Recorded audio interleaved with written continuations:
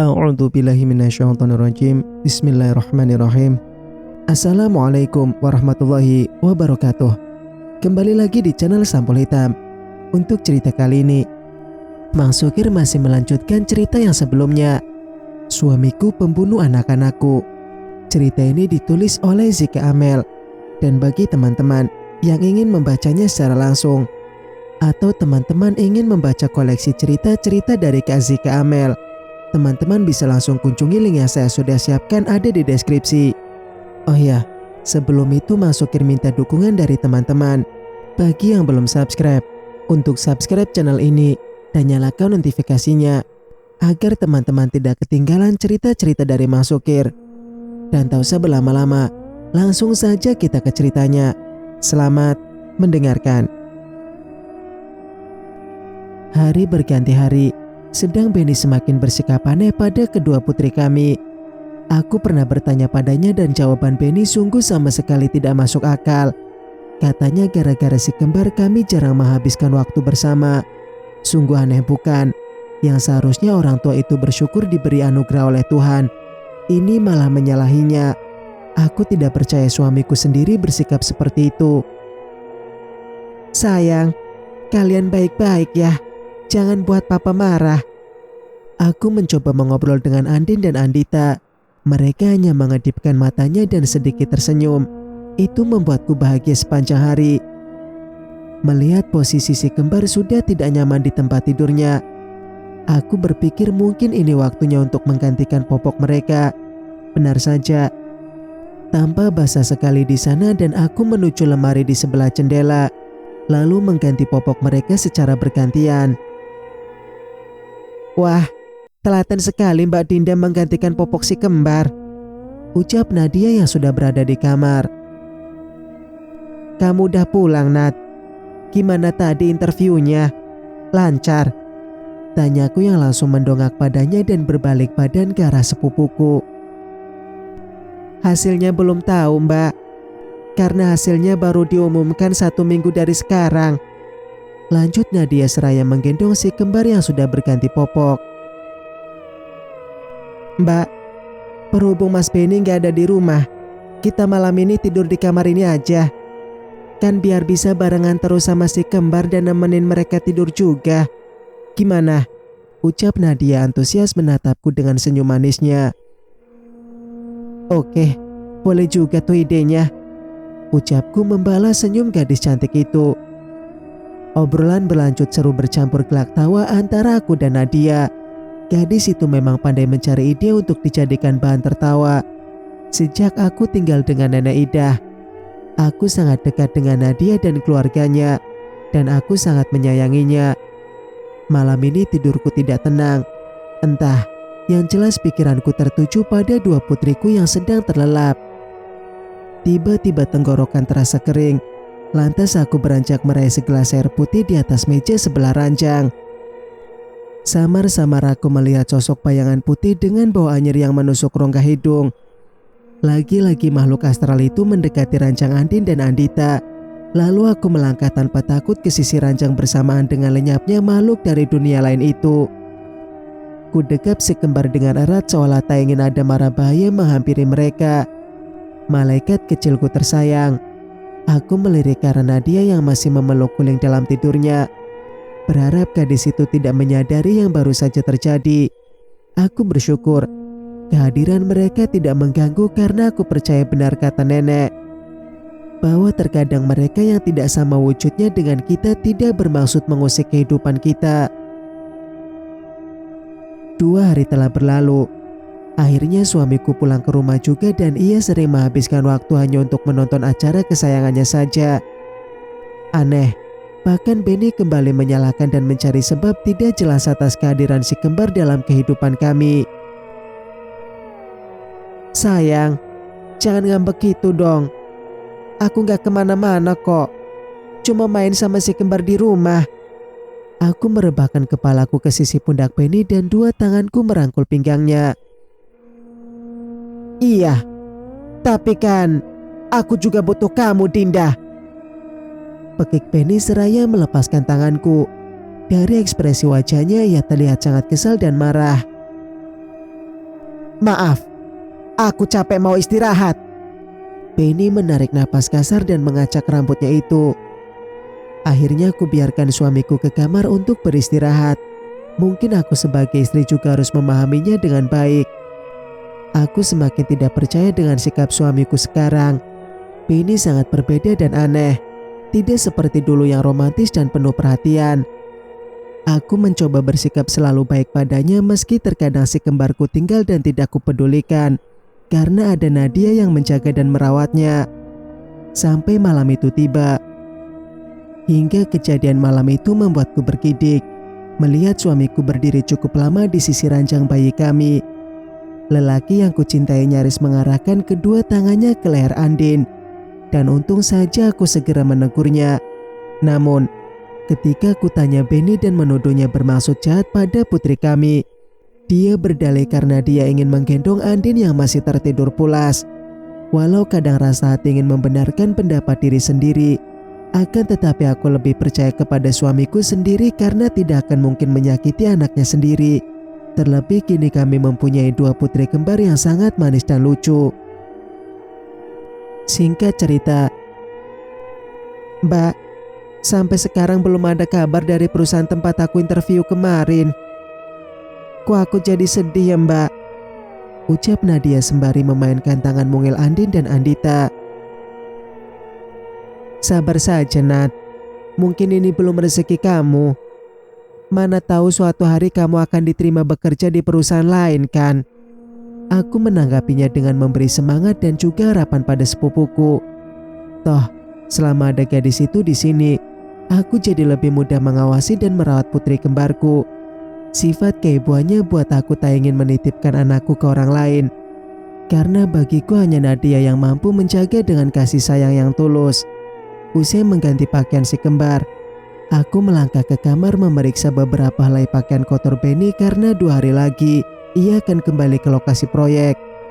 Selama di rumah, aku hanya bergelut dengan beberapa pekerjaan yang sangat biasa dilakukan seperti memasak, mengepel, dan mencuci piring.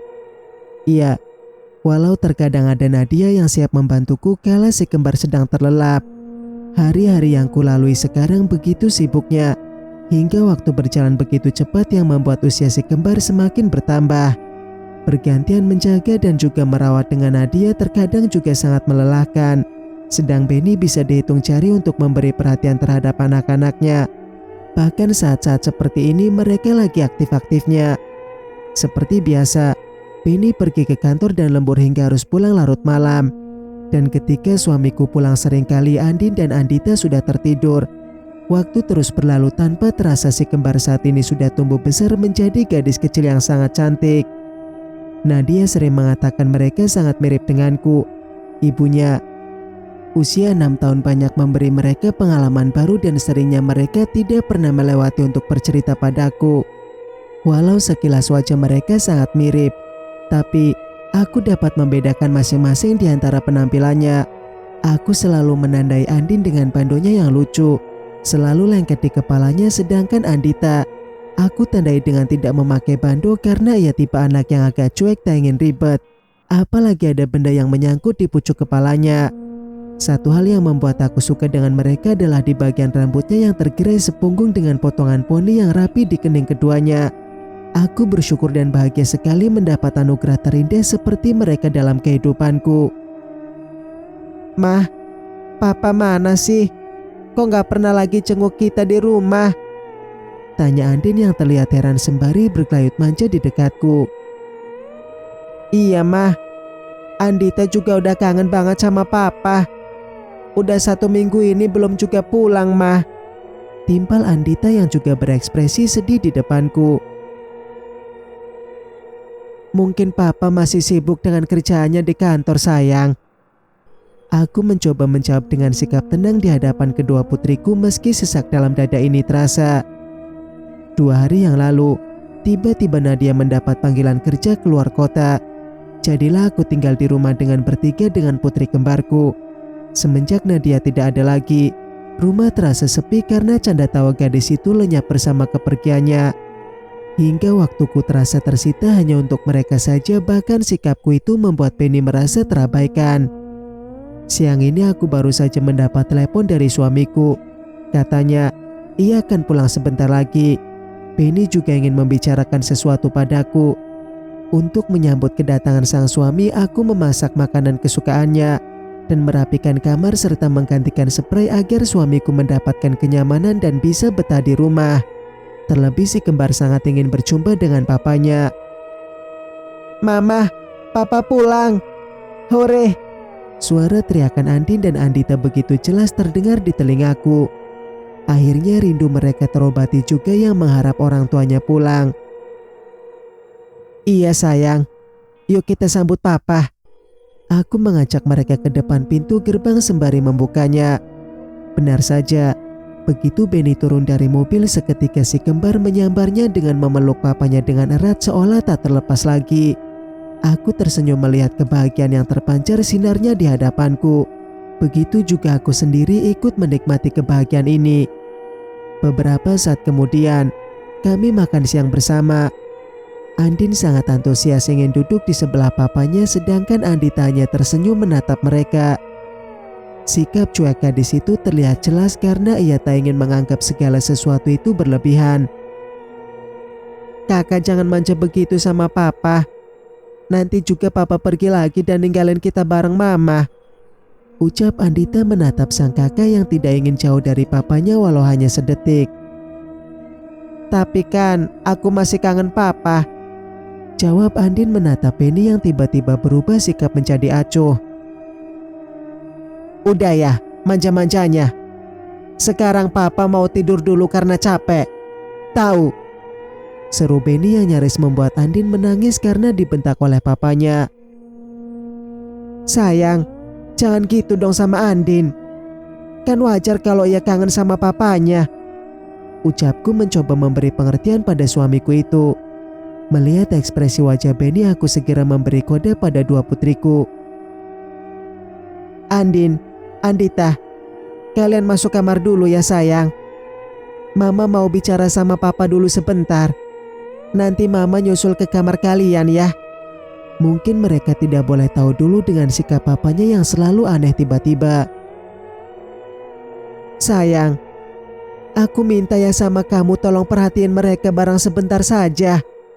Aku mengusap lembut punggung tangan suamiku, berharap ia melunak hatinya dan memahami apa yang putri-putrinya rasakan. "Kamu bela aja terus mereka.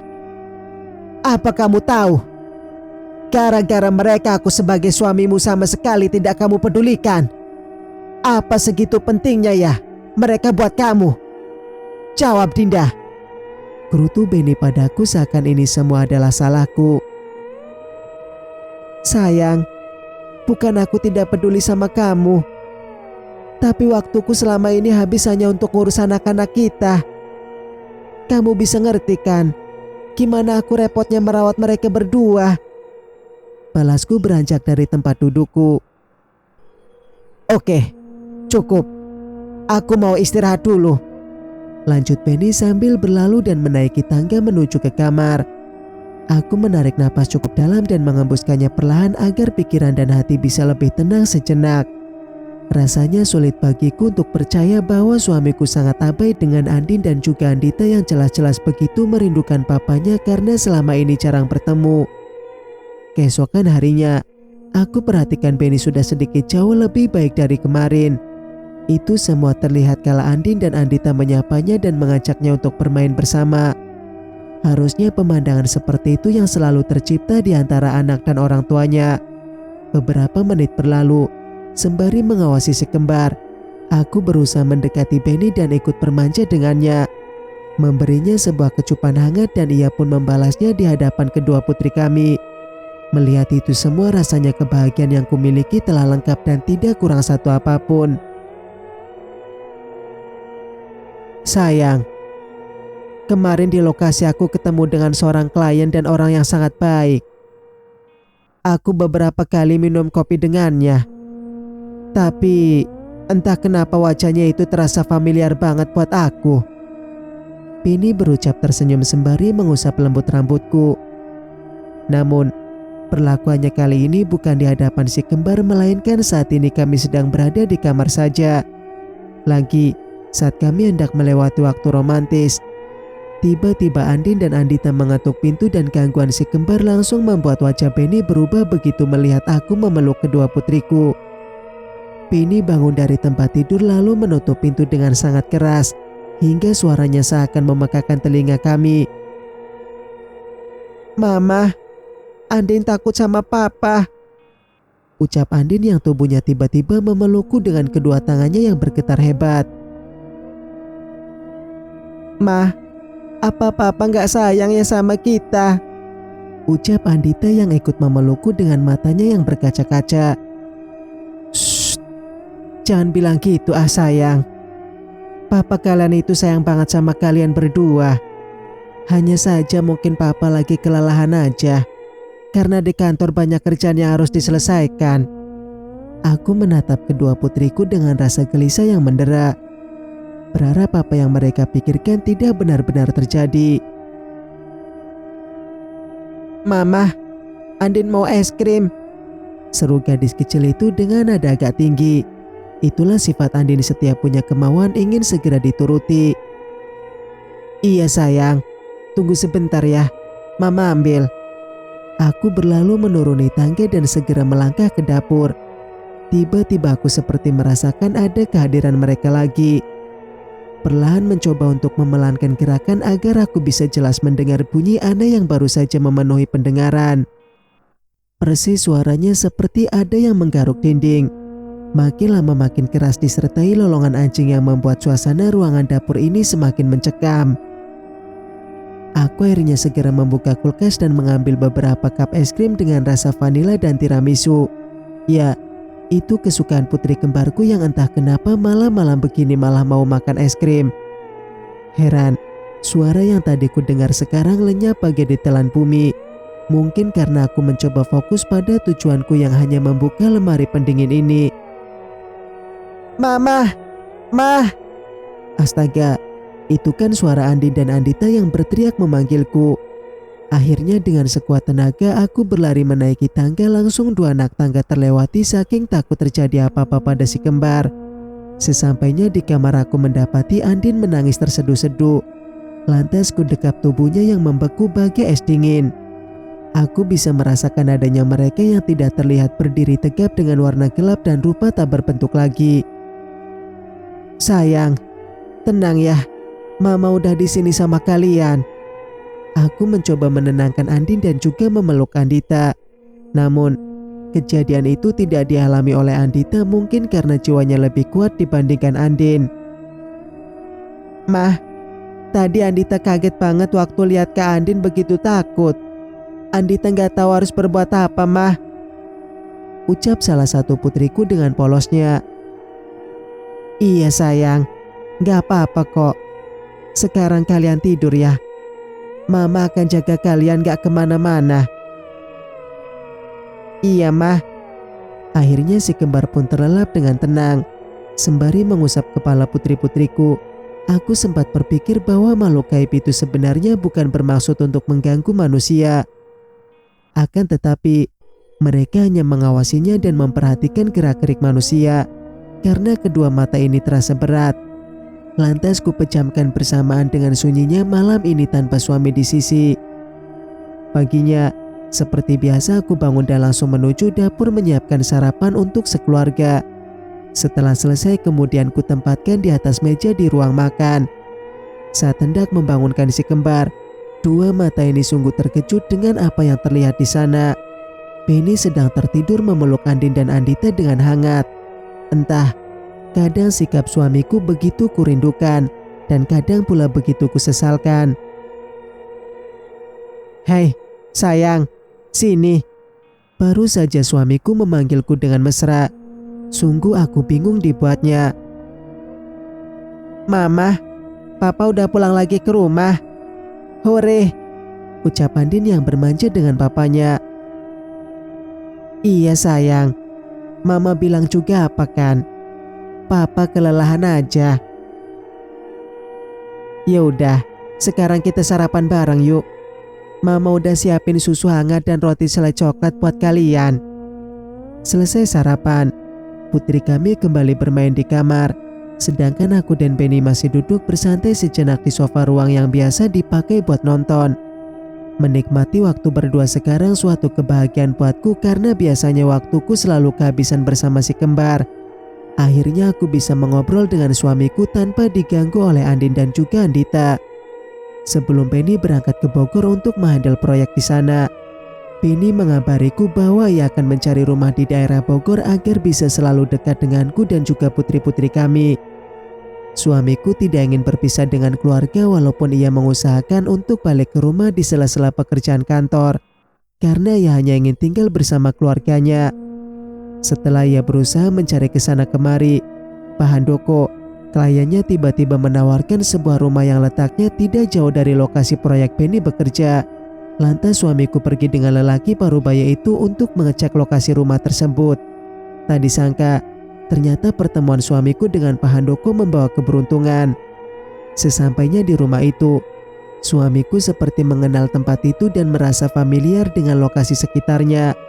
Aku berpikir itu baik.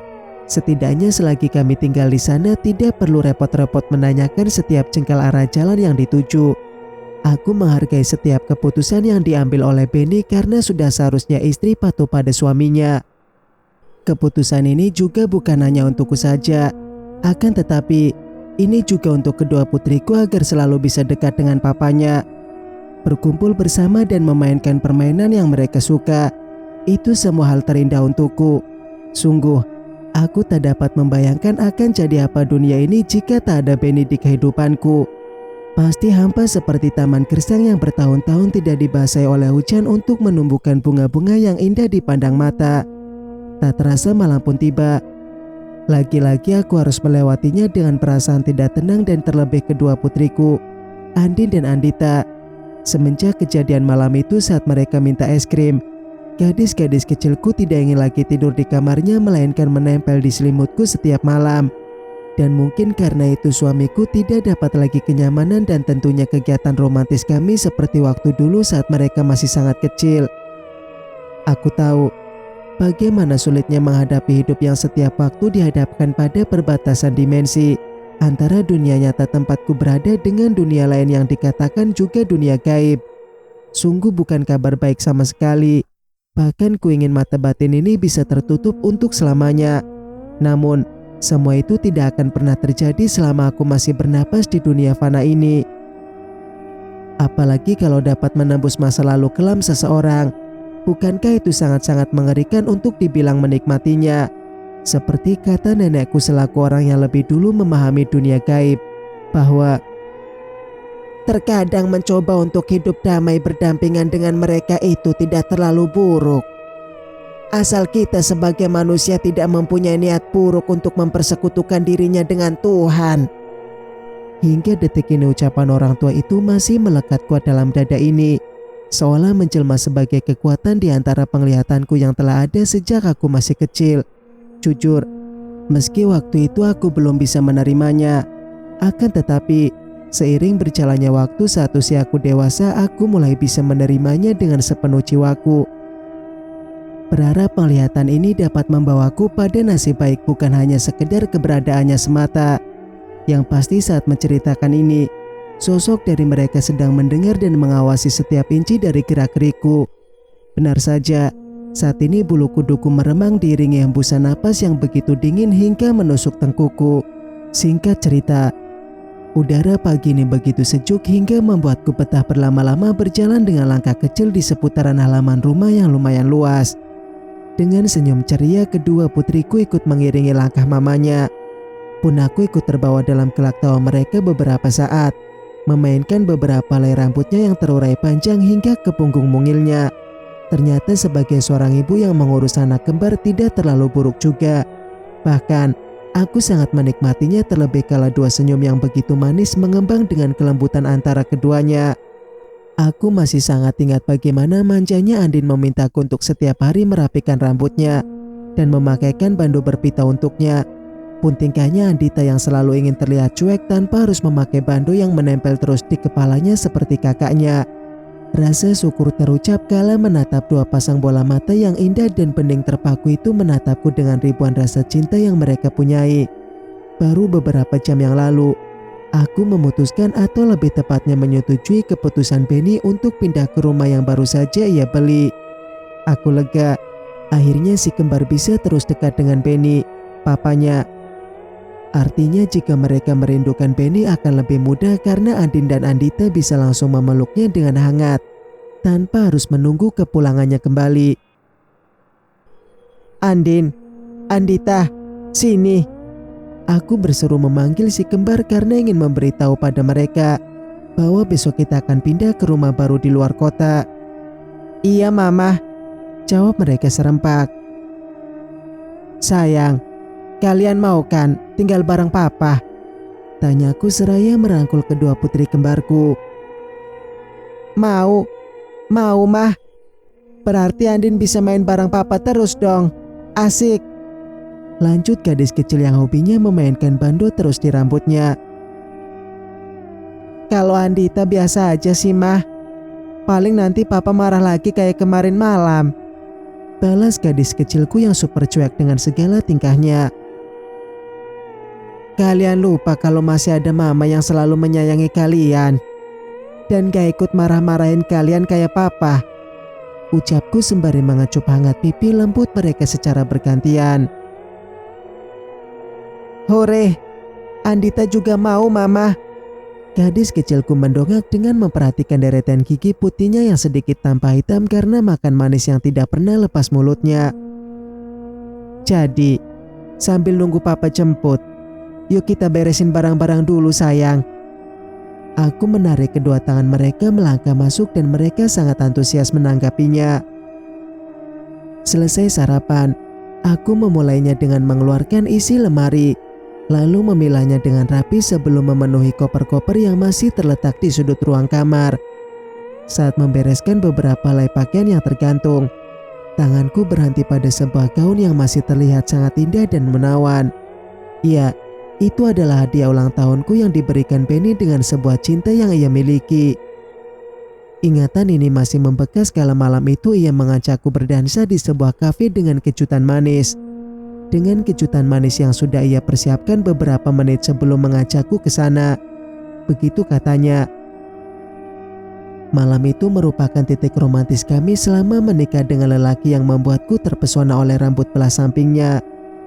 Kadang cinta itu memang terlihat konyol kehadirannya, akan tetapi aku sungguh menyukainya sepenuh jiwa. Beberapa saat kemudian, aku melanjutkan untuk memindahkan barang-barang kecil seperti perlengkapan makeup aku yang lumayan banyak jumlahnya dan beragam bentuknya. Lebih baik tidak kusebutkan karena itu akan menambah kesibukanku saja. Selesai semua pakaian masuk dalam dua koper yang berukuran besar. Kemudian aku melangkah ke kamar si kembar. Sayang, kok ini pada berantakan semua? Aku kaget ketika melirik ke seluruh kamar kedua putriku yang dipenuhi dengan banyak baju berserakan. Maaf mah, Andin tadi mau masukin baju-baju ke dalam kopernya. Tapi waktu Andin ambil dari lemari terus jatuh semuanya. Ucap gadis kecilku dengan tatapan polosnya. Andita juga gitu mah. Timpal adiknya dengan mulut sedikit dimonyongkan ke depan hingga membuatku tersenyum kecil padanya.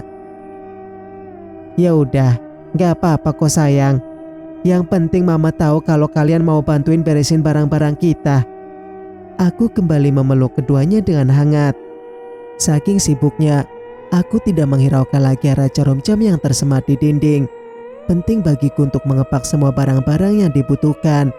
Karena nantinya isinya yang lain di sini akan ikut dijual kembali jika ada orang yang bersedia membelinya. Beberapa foto yang kujadikan pajangan di dinding ruangan tamu sudah kumasukkan ke sejumlah kardus berukuran besar yang tersedia di gudang. Bahkan seluruh alat-alat perlengkapan dapur telah kubereskan. Tidak lupa juga dengan mesin cuci, kulkas, sofa, dan lainnya yang tersusun siap diangkut bila acara pindah rumah tiba. Sembari menunggu suamiku pulang, mungkin sebaiknya siang ini aku berpikir memesan makanan cepat saji saja melalui delivery. Aku melangkah menuju ruang TV karena di sana tempat ponsel berada. agar terjaga aman dari barang-barang yang semula kubereskan. Bersambung, nantikan kelanjutan ceritanya di video berikutnya. Mas Sukir pamit. Wassalamualaikum warahmatullahi wabarakatuh.